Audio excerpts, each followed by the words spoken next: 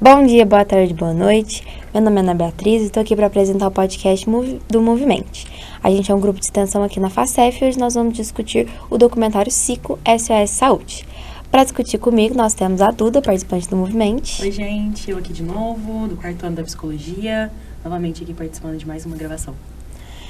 A participante do NENS, que é um outro grupo de extensão aqui da FACEF, Laís. Oi, gente, muito prazer, meu nome é Laís. Sou do NENS, quem não conhece o NENS é o Núcleo de Estudo Nise da Silveira, aberto a todos vocês. Nós discutimos um pouquinho de luta antimanicomial, então fica o convite aí para todo mundo.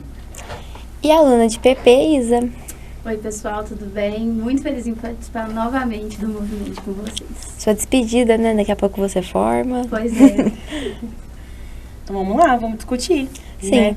Para contextualizar, esse documentário trata um pouco sobre saúde, principalmente nos Estados Unidos, como que funciona o sistema de saúde lá, que é bem diferente do Brasil, e trata sobre os planos de saúde, e o documentário traz várias histórias, então é bem interessante, e ele está disponível no YouTube e no Facebook, então ele está em plataformas abertas, é gratuito e você consegue assistir de fácil acesso. E eu já começaria falando assim, salve o SUS. Hashtag Brasil. Viva o SUS, defendo o SUS. Pois é. E aí, quer começar lá? Bom, eu acho interessante a gente conceituar, primeiro assim, pontuar que ele é um documentário de 2007. Então, o mundo mudou, teve uma pandemia aí, então eu acho que dá uma base muito boa do que foi os planos de saúde, os sistemas de saúde mundiais na primeira década dos anos 2000. E aí foi dirigido pelo Michael Moore, né? Foi ele que dirigiu, foi ele que roteirizou tudo. Ele é um cara muito engraçado, né? Acho que todo mundo percebeu que dá pra dar umas boas risadas dele. E esse documentário, ele foi indicado ao Oscar. E ele foi lançado no Festival de Cannes. E ele teve 17 minutos de aplauso de pé, que foi o recorde para documentários de longa-metragem. O que é muito legal se a gente for pensar que é um documentário super crítico, né? E que tocou em pontos que não se costuma tocar. Então, acho que isso conceitua um pouco para vocês ficarem com vontade de assistir, que vale muito a pena. Uhum. Sim, eu acho que foi isso um dos pontos que mais me chamou a atenção. Porque de início, quando você fala documentário, eu já pensava que era uma coisa mais séria, que viria tons de crítica e tudo mais. E é um documentário muito leve. Passei 2 horas, assim, super rápidas, fazendo anotações, mas de uma forma muito leve, que faz a gente realmente refletir sobre o sistema de saúde dos Estados Unidos e de outros países, e também sobre o nosso sistema de saúde aqui do Brasil. Então, acho que, assim, super recomendo, achei muito legal, conversei com a V depois também, e fui passando para ela para realmente despertar essa vontade dela assistir. É bem dinâmico, eu também gostei bastante, e eu acho que ele trata de um assunto que é impossível você não falar sobre saúde e plano de saúde e não falar dos Estados Unidos. Porque acho que pela internet, assim, a gente às vezes sempre traz uns exemplos. Tipo, eu vi no TikTok, sempre tem, na maioria das vezes eu que falo. Mas é que é interessante porque a gente vai vendo o atual, né? Porque você disse que o documentário é de 2007. E esses dias, eu acho que até o algoritmo me mostrou um TikTok de uma menina do Brasil que tem diabetes e faz tratamento pelo SUS. E ela mostrando que ela não gastava nada. E ela tinha um tratamento igual a uma menina dos Estados Unidos que gastava, assim... E não é muito, é tipo assim, $60 mil por semestre, vamos pegar assim, de média, com tratamento de diabetes. Isso é muito dinheiro. Muito dinheiro. Realmente, Muito dinheiro. assim, vamos dizer, uma mercantilização da vida das pessoas, né? Porque várias vezes o documentário traz que as pessoas que têm plano de saúde nos Estados Unidos, realmente tem gente que não tem condição, porque dependendo de algum tipo de doença que você tem, você não consegue cobertura para o seu tratamento de saúde. E assim, é incrível que eles vão até o final para descobrir uma vírgula, alguma coisa, para você não ter acesso. Sim. Então, assim, é uma coisa que a gente fica assustado, porque, gente... É um direito, né, assim, da pessoa cuidar do seu bem mais precioso, que é a vida, é a saúde. Então, ver que... Eu lembro bem no comecinho, assim, do documentário, que um dedo que precisava ser colocado no lugar custar $60 mil ou $12 mil. Você tinha que escolher o dedo mais barato. Exatamente. Pra implantar. É assim, é assustador, é uma coisa que a gente fica horrorizado, porque não tem condição. Sim. É muito trazendo uma perspectiva assim do quanto o capitalismo assim é realmente assim o que impera, né, ali nos Estados Unidos. E o tanto que a gente também às vezes acaba importando aqui pro Brasil um pouco dessa lógica, né? Um pouco não, bastante. Mas o quanto essa lógica, assim, né, do capitalismo que tá ali, de colocar o dinheiro acima da vida, né, que ali os médicos, em vez de acolher qualquer tipo de sofrimento, qualquer tipo de doença, não, você ganha mais por não endividar a empresa, né? E isso mostra lá no documentário, né, os índices e tudo mais. E o quanto isso, assim, é muito, muito doido. Assim, é surreal de pensar isso. Porque ele não compara com o Sistema Único de Saúde aqui do Brasil, né? Mas compara com outros, né, de outros países. E ele também fica, assim, pasmo de como assim você não... Você tem um carro velho ou não? Como assim? Você já rejeitou algum paciente?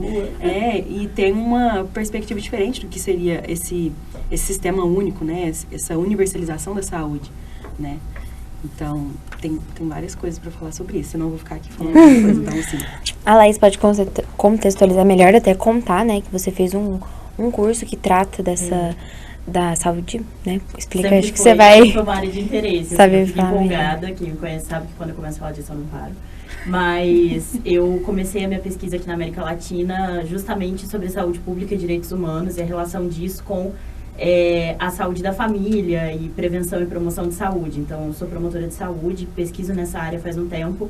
E é engraçado que eu precisei ir para a Argentina para poder estudar melhor o SUS. Isso é uma loucura, se a gente for pensar, porque em qualquer país do mundo que você vai estudar essa área, o SUS ele é referência. Tanto que vários países que são citados no documentário, apesar de não citar o Brasil, vários deles usaram o SUS como base para construir os seus sistemas de saúde.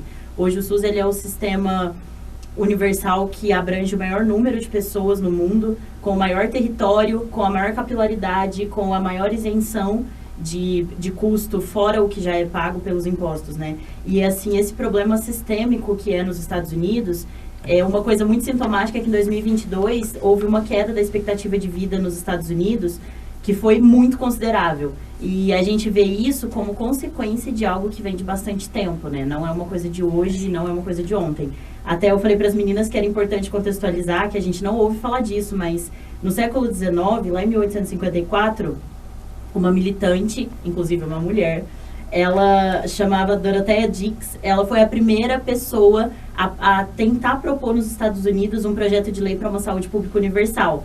E aí, na época, o presidente Franklin vetou, porque ele disse que bem-estar social não era responsabilidade do Estado. E aí, depois o tempo passa, no século XX, o presidente Roosevelt, lá nos Estados Unidos também, vai tentar implementar e aí o Congresso vai vetar. E o interessante é a gente pensar que o Congresso inteiro vetou. Não houve nenhum parlamentar que votou a favor. Inclusive, a gente pensa muito nessa discussão direita-esquerda e lá todo mundo votou contra, porque a lógica de mercado, ela é universal lá. Então, a esquerda dos Estados Unidos ainda está muito mais à direita que qualquer direita do mundo. E aí, depois, em 1971, o presidente Nixon, ele propõe a Organização de Suporte à Saúde, né? Que tem um nome lindo, mas que, na verdade, ele privatizou totalmente todo o sistema de saúde. E não é que privatizou através de sistemas que passam pelo Estado, muito pelo contrário, foi totalmente entregue à iniciativa privada. E aí esses planos de saúde começaram a enriquecer de uma maneira extraordinária, que nunca se viu em outro lugar no mundo, né? E aí foi cada vez menos cuidado, inclusive no documentário fala que a lógica era menos cuidado e mais dinheiro. Então, quanto menos você cuida, mais dinheiro você ganha. E quanto mais você cuidaria, você perderia dinheiro. Então, o termo que eles usam de perda médica não é o que a gente usa. Porque no Brasil, se você escuta um médico falando, eu tive uma perda, ele perdeu um paciente, o paciente dele faleceu. Perda médica para nós é isso. Para eles, perda médica é quando o plano de saúde gasta com o paciente. Então, a perda médica é o que ele paga no seu tratamento, para você não morrer. E é o tanto que é doido, né? Pensar que, assim... E se for ver, assim, a forma como se tem a vida nos Estados Unidos, né? Numa questão, assim, de alimentação. A gente começa por aí, né? Alimentação. E aí, do quanto tem a questão do sedentarismo, dessa não preocupação, porque o quê? As pessoas vão consumir remédios. E aí, a indústria farmacêutica lucra, e assim, todo mundo lucra, e por isso que a gente não cuida, né? Tanto é que tem até no documentário cita aquela lei para os idosos, né, comprar remédios, assim, como se fosse assim, a gente preocupa com vocês, isso que a gente quer. E eles não se ligaram, né, de primeiro momento, iria aumentar os custos dos remédios, né, para os idosos, né, e o quanto essa medicalização, assim, da vida, né, o quanto não prevenir o estresse, prevenir a obesidade, seria o mais importante para uma qualidade de vida melhor, né, para a pessoa. Não é o objetivo. Não, fique ruim mesmo, fique de cama, porque aí você precisa pagar os nossos remédios, precisa comprar. E olha lá, eu vou negar ainda por cima para você vir se tratar no hospital, né? É muito doido. E é tão absurdo que a gente viu que tem pessoas que perdem a própria casa, porque não conseguem custear os seus remédios, seu plano de saúde, seu Mostrou um tratamento. casal lá, né? Mostrou um casal que teve que mudar de cidade por conta que não tinha mais dinheiro para pagar. E eu fiquei muito nervosa com aquele filho. Muito, nossa, Sim, eu fiquei assim, nossa, muito... O filho com pensamento que tipo eu xingaria assim, muito ele aqui, mas... É dos pais, né? Exato. E eu que assim, achei bem interessante que eles mostraram a Inglaterra, e a Inglaterra tem até um processo meio histórico que levou ela a ter o sistema universal que eles têm. E eu já vi muita gente que vai morar lá na Inglaterra e justamente escolhe lá, entre a Inglaterra e os Estados Unidos, escolhe a Inglaterra justamente pelo sistema de saúde deles. Porque independente se você é cidadão ou não, você tem esse direito. E eu achei muito interessante porque é universal não só para quem tá lá no passaporte, que é inglês. É para todas as pessoas que estão lá. Então, eles abrangem muito e a população tem total consciência de como que aquilo funciona. Eles até riem na cara do cara que tá fazendo o documentário, que ele faz umas perguntas e ele fala, não, é tudo de graça. E outra coisa que eu achei muito interessante também foi a licença maternidade, que a mulher conseguiu tirar 1 ano de licença maternidade, e ele fala, tipo assim, nossa, isso nos Estados Unidos é luxo. E ela fala, tipo, não, aqui é um direito, porque eu preciso estar com meu filho. E aí você vê os quartos, tipo, vai mostrando a estrutura do hospital, eles até falam, até tem uma moça que é uma americana que mora na Inglaterra.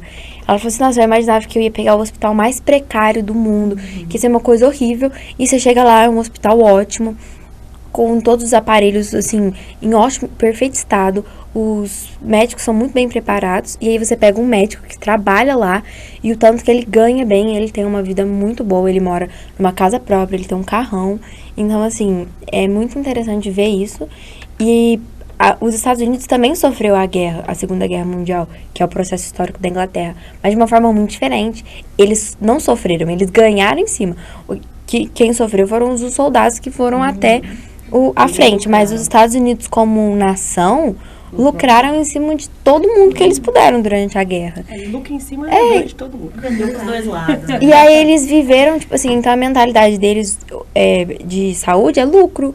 Eu lucrei durante a Segunda Guerra, que o povo não tinha nem casa, como que eu não vou lucrar agora? Esse pensamento é muito prejudicial. A maternidade, inclusive, juntando com isso que a Duda falou de você combater o sedentarismo, o tabagismo, como promoção de saúde, são conceitos muito importantes, né? Isso é a base da saúde pública também, porque se a gente trabalhar só com tratamento, nenhum dinheiro vai bastar. E todo mundo vai viver se tratando, e a indústria farmacêutica vai enriquecer cada vez mais, e nada vai bastar. Então, é muito importante que a gente trabalhe também com prevenção de enfermidades e com promoção de saúde de uma maneira integrada. Então, por exemplo, é muito mais barato você distribuir no postinho de saúde preservativos masculinos e femininos, e ensinar que essas pessoas usem, e fazer uma educação sexual nas escolas, de acordo com cada idade, do que você simplesmente começar a tratar ISTs. ISTs são caras de se tratar, sem falar, isso porque a gente está pensando numa lógica financeira, mas o custo de saúde mental, de energia da própria pessoa, o quanto aquilo custa de tempo da vida dela, uma pessoa que faz, por exemplo, uma quimioterapia, o peso emocional disso, uma pessoa que faz, por exemplo, um tratamento de hemodiálise, são 4 horas na máquina de hemodiálise, sabe? Então isso leva muito mais do que só dinheiro, né? Leva tempo, leva vida, né? E é importante que a gente entenda isso. A licença maternidade já foi comprovado por vários estudos que quanto maior a licença maternidade, maior a saúde do bebê e da mãe. Então a mãe consegue amamentar melhor, a criança cria um vínculo, inclusive a licença paternidade, criar um vínculo com o pai também, que o pai tenha essa licença para que esse vínculo seja criado, e isso rompe com as lógicas que a gente nasceu vendo, né? Então eu acho que a gente seja a geração que vai revolucionar isso e que vai lutar por direitos que são comprovados já, cientificamente, de que são benéficos, né? E lá na Europa, eu também sei que a Finlândia ou a Noruega tem uma licença maternidade de 2 anos e eles ainda dão para as mães que ganham os bebês um kit com, tipo assim, mamadeira, chupeta, roupinha, lencinho, coberta. Então, tipo, o país, ele tem noção de como que tem que se tratar essa saúde. Porque é o que você falou da saúde mental, tem um monte de roupas de bebês e cuidados básicos de bebês, então fralda, pomada, lencinho, tem um custo muito alto. E aí você não poder dar esse bem-estar para as famílias causa um abalo emocional. E aí a gente entra na questão da saúde mental dentro disso. É uma questão, a hora que vocês estavam comentando, que eu lembrei, principalmente naquela parte, que é o casal tá saindo, né, do hospital, e ele pergunta assim, quanto que custou o bebê? Nem uma vida, é um produto, assim, quanto que custou o bebê? Tipo assim, 60 mil Nossa, dólares, uma coisa né? muito louca que eu acho que pouca gente sabe. Nos Estados Unidos, os Estados Unidos é uma federação, né, então os estados da federação, eles têm certa autonomia. Eles têm alguma dependência, né? Igual aqui no Brasil mesmo. A gente tem o governo federal, tem os governos estaduais. Em alguns estados, você paga pela Golden Hour, que é o momento em que o bebê sai do canal de parto. E o ideal, isso é comprovado cientificamente há muitos anos, até as parteiras antigamente já sabiam disso, que quando você coloca o bebê deitado no colo da mãe, essa troca de calor, de sentir a pele da mãe, de troca de olhares, isso gera vários processos fisiológicos muito benéficos. Então, a gente chama de hora de ouro justamente porque começa esse vínculo. A mãe começa a lactar, a ocitocina começa a fazer efeito no corpinho da mãe, o bebê começa a criar um ritmo cardíaco e respiratório melhor. E nos Estados Unidos você paga por essa hora. Chega a $600 em alguns estados. Sim. Então, a mãe precisa pagar para ter contato com o bebê, porque senão eles tiram o bebê, vão fazer os procedimentos neonatais e depois embrulha o bebê, tipo, para presente, te bota na cadeira de roda e fala tchau, devolve a cadeira de roda que é nossa. Senão você tem que pagar pela cadeira de roda também. Isso é uma loucura, né? Se a gente parar para pensar, assim, é realmente uma mercantilização não só da vida, mas de tudo que gera vida, né? Sim. E quando a Ana comentou sobre a questão da saúde mental, né? O quanto é sofrido. Não que aqui no Brasil a gente não tenha esse sofrimento, né? Porque a gente vai entrar em outros processos políticos, corrupção e tudo mais, porque o SUS é incrível, gente. Sim. Né? A gente só tem algumas questões aí para ser trabalhadas, mas do ponto de vista de saúde mental, é o quanto que as pessoas que não têm um sistema público assim de saúde sofrem por exemplo, lá nos Estados Unidos, que mostra no documentário, por não saber, por exemplo, eu vou ter que sair do hospital e eu vou ter uma dívida. E como que essa pessoa fica, assim, psicicamente, o estresse, o pensamento, às vezes ela tá preocupando com ela mesma, ela tem que preocupar para ir pro trabalho e tudo mais. Até no início do documentário, é o cara que tá fazendo a própria sutura do machucado, que agonia, né? É assim, que preparo que aquela pessoa teve para poder fazer aquela própria sutura e que sofrimento que aquela pessoa tá tendo, né? E do quanto na vida inteira, tipo, nossa, eu não posso machucar, eu não posso fazer nada, eu não posso fazer isso, porque senão eu vou ter uma dívida. E o quanto isso pode consumir a pessoa, né? E eu acho que você entrou realmente nessa questão do quanto o SUS é maravilhoso, né? Tipo assim, eu acho que muitas pessoas ainda têm essa questão de ficar, desculpa o termo, mas babando o ovo de americano, achando que os Estados Unidos, é melhor, incrível tudo. Mas a gente deixa de valorizar o que a gente tem aqui. Então, acho que se a gente não valorizar o sistema único de saúde que a gente tem aqui, e também, assim, o governo realmente melhorar a infraestrutura, entrar com algumas coisas de reforma, realmente, sabe, investir nessa área. Acho que se a gente não der valor nisso, a gente vai cada vez mais estar parecido com os Estados Unidos. A gente vai começar a ter realmente a nossa mercantilização de vida. Que é o que acontece, porque plano de saúde aí com preços caríssimos, tem vários planos de saúde que também não, assim, é tudo várias cotas, assim, não, o seu valor é esse, você não consegue fazer um raio-x, então tem que pagar mais. Então, acho que assim, a gente realmente precisa olhar para o que a gente tem e valorizar, porque senão a gente não está se esperando numa coisa boa, né? A gente tem um sistema incrível aqui que precisa de ser olhado. E que as pessoas às vezes não têm dimensão do que é o SUS também, não. Né? De toda a rede complexa do que ele compõe, né? Eu acho que tudo, né? Vigilância sanitária. Sim. Sim. E é engraçado isso que você falou de que algumas coisas não entram em plano de saúde. Não sei se vocês sabiam, mas transplante de órgãos é único e exclusivamente feito pelo SUS. Sim. Então, transplante de órgãos, tratamento de câncer, muitas vezes passa pelo SUS. até mesmo a distribuição de sangue quando você precisa de transfusão, tudo isso passa pelo SUS. Então, essa ideia de mercado a todo custo, de deixa o mercado trabalhar, a mão invisível do mercado, gente, a mão invisível do mercado, infelizmente, ela não é uma mão que afaga, ela é uma mão que te esmaga até não sobrar nada, né? E é isso que você falou de criticar o SUS, super válido, sabe? Sim. Eu, como maior defensora do SUS, sou também a maior defensora de que a gente tem que criticar, só que a gente critica muito as coisas erradas, né? A gente critica a ideia do SUS e defende a ideia do privado, quando na verdade a gente deveria criticar o financiamento do SUS, questionar o teto de gastos, questionar o dinheiro que é desviado, questionar por que, por exemplo, a logística não é executada como tem na letra do SUS. Então, se você vê como o SUS, o programa do SUS, ele está estruturado na letra, é incrível. Só que por que ele não está sendo colocado em prática? Esse tem que ser o questionamento, né? Sim. E a gente está num momento onde essas questões vieram muito à tona nos últimos anos. Sim. E eu acho que tem um olhar crítico também, porque o SUS, ele pode ter todos esses problemas, e concordo com o que a Laís falou, que a gente tem que saber o que a gente vai criticar, mas ele ainda atende e abrange milhares de pessoas pelo Brasil. E lá nos Estados Unidos, o que eles fazem com o plano de saúde é também um tipo de corrupção. Você tem uma pessoa que a função dela é ir atrás dos históricos médicos de outra pessoa para literalmente conseguir uma desculpa para negar o tratamento dela em algum outro problema médico. É um tipo de corrupção. É você desviar, e eles mostram, até tem uma imagem que vai entrando vários parlamentares assim, e vai mostrando quanto que cada um tá ganhando em cima dos projetos, das leis que eles aprovam. Tem até da indústria farmacêutica, tanto da indústria médica. O presidente é o que mais lucra, né? É o cheque mais alto. E aí, o que acontece? Isso também é um tipo de corrupção. E aí a gente não vai... E uma corrupção gigante, porque você deixa a saúde da população de lado e dá dinheiro para um grupo de pessoas que está tentando se fazer de bonzinho e fazer programas pró-saúde. Então, a gente também tem que ter esse olhar crítico. O SUS desvia, mas ele ainda atende um tanto de gente. Sim. Essas pessoas desviam e não atendem ninguém. É muito importante você pontuar isso, porque no Brasil a gente tem o imaginário de que a corrupção ela é sempre do setor público. Quando, na verdade, não existiria corrupção do setor público se não tivesse influência do setor privado. Por que os Estados Unidos não mudam essa realidade? Igual eu falei, no parlamento a lei nunca passa. Por quê? O parlamento, a campanha do parlamento é financiada pelo setor privado. Por isso que no Brasil a gente discute muito financiamento de campanha, porque quem paga é quem escolhe que música vai tocar. E a gente sabe disso desde muito cedo. Então, por que nos Estados Unidos a lógica de mercado sempre prevalece, mesmo que exista uma democracia? Porque a democracia ela é regida pelo dinheiro de quem paga a campanha. Então, por exemplo, se a gente vai discutir fundão eleitoral, existem várias questões a ser discutidas dentro desse financiamento de campanha. Porque o financiamento de campanha dita que tipo de lei que vai passar no Congresso, que tipo não vai. Sim.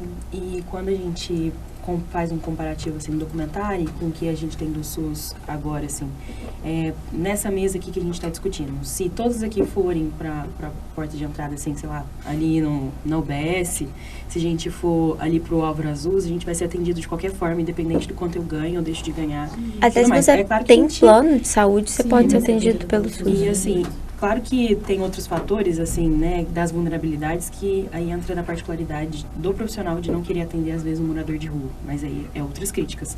Mas, independente disso, né, partindo dos princípios do SUS, né, integralidade, universalidade e equidade, qualquer pessoa pode ser atendida, independente de raça, cor, etnia, tudo, né? E lá nos Estados Unidos, não, né? Então, a gente passa a ver que a saúde, ela sim tem um público, né, que pode pagar por isso. Tanto é que uma mulher, né, compara assim, e se eu fosse mulher de tal presidente, com certeza o meu marido seria atendido, né? Então, pensar também nessas questões. Não que essas questões não estejam no Brasil. E pensar que não é o SUS também que faz a corrupção, né? É outras pessoas que estão e utilizam do SUS para poder fazer ali seus motins, né? E o quanto isso é muito prejudicial, assim, à saúde, né? E a gente não para olhar isso criticamente, em todos os sentidos. Não que, o SUS é maravilhoso, sim, tem as questões que a gente precisa melhorar nele, com certeza. Mas também é uma via de mão dupla, a gente também tem que saber cobrar, que é o que a Laís, né, traz. E então... é muito... eu assisti pela terceira vez esse documentário. E eu fico assim, cara, como, né? E aquilo que eu falei, que o documentário é antigo, né? E se a gente pensa nos Estados Unidos hoje, passou ali pelo governo do Obama, que foi o governo revolucionário, porque a gente viu pela primeira vez um homem preto na Casa Branca.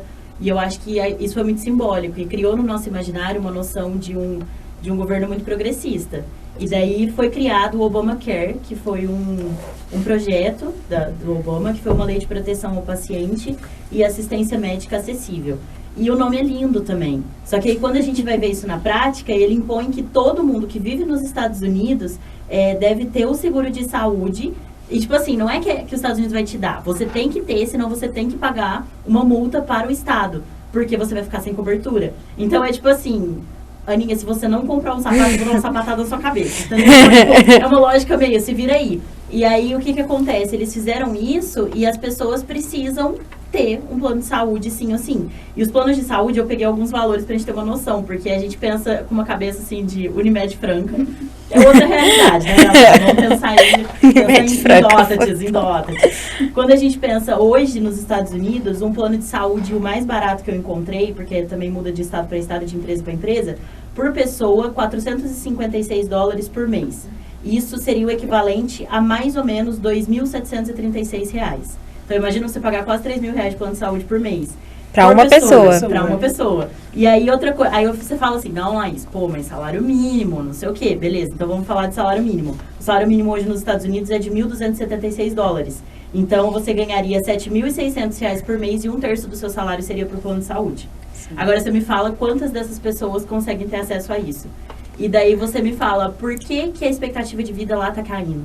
E ainda, os Estados Unidos hoje estão na posição 37 de 50 países do Ocidente em qualidade de saúde. Gente, 37 é muito pouco se a gente falar do país mais rico do mundo. E por que eles estão nessa posição e não estão na 50ª? 50? Não sei números ordinários, gente. Eu acho que é 50ª mesmo. Eu sou de humanos biológicos, então não contem comigo para números. Mas assim, se eles tivessem... Por que eles não estão na posição 50? Porque eles têm uma expectativa de vida ok? Não. Eles têm uma mortalidade infantil péssima, pior que de muitos países, por exemplo, El Salvador, que tem uma das piores do mundo, ainda é um pouco melhor que dos Estados Unidos. Então, eles têm expectativas que são muito baixas. Por que eles ainda estão no 37? Porque conta também PIB. Então, eles têm uma renda muito alta. Então, quem é muito rico. Quem vive muito, vive muito. Quem vive bem, vive muito bem. Entendeu? Então, essa discrepância, ela não é levada em conta nesse tipo de estudo. Então, acaba que eles maqueiam muitos dados. E pensa num lugar onde as pessoas não têm acesso a absolutamente nada. Se uma pessoa que cata papelão na rua descobre que tem uma doença crônica como diabetes, por mais que seja totalmente tratável, essa pessoa vai morrer. E aí essa pessoa vai morrer e aí ela vai ser uma a menos para contabilizar nessa estatística. E aí a estatística vai só melhorando. É assim que a gente limpa a estatística. Eu sei que o tempo tá acabando, mas isso aqui só um negocinho que eu lembrei.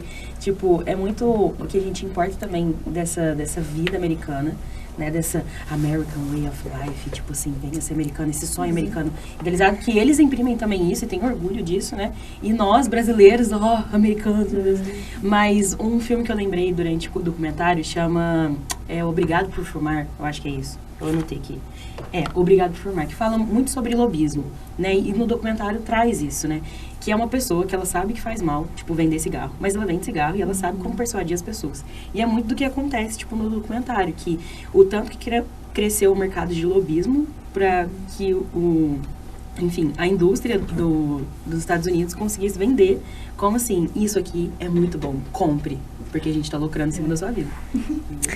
Infelizmente, nosso podcast está chegando ao fim.